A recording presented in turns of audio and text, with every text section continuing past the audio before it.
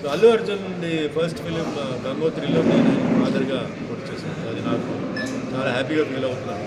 అంటే ఆయన ఈరోజు ఆయన టాలెంట్తో ఆయన టైం బాగుంది, బ్రహ్మాండంగా ఆయన స్కిల్స్ బాగున్నాయి, ఆయన మంచి పొజిషన్. బట్ ఎంతైనా ఫస్ట్ ఫిలిం ఫాదర్గా చేశాను కాబట్టి అది నాకు ఐ ఫీల్ వెరీ హ్యాపీ. సక్సెస్గా today is the number 1 hero. Sukumar గారు ఈజ్ ద నంబర్ 1 హీరో.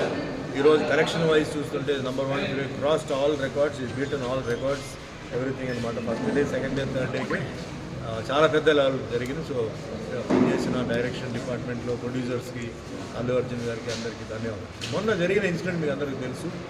థియేటర్లో అభిమాని అక్కడ వచ్చినప్పుడు తొమ్మిదినాట్లు జరిగింది. అల్లు అర్జున్ వస్తున్నారని చెప్పి తెలిసి అక్కడ ఏం కన్ఫ్యూజన్ జరిగింది ఎవరికి తెలియదు.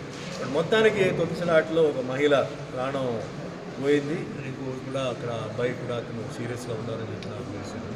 ఇక్కడ అందరూ ఏంటంటే ఏదో ఆయన తప్పు చేశారు, అల్లు అర్జున్ థియేటర్కి రావడం తప్పు అని చెప్పి ఆయన అరెస్ట్ చేశారు. వాట్ గ్రౌండ్స్ జ్యుడిషియరీగా లీగల్గా నాకు తెలియదు.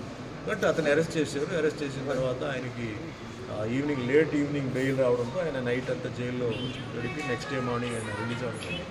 ఇది నేను అంటే నా ఒపీనియన్ ఏంటంటే, మిగతా వాళ్ళ ఒపీనియన్ నేనేం తప్పని చెప్పట్లా.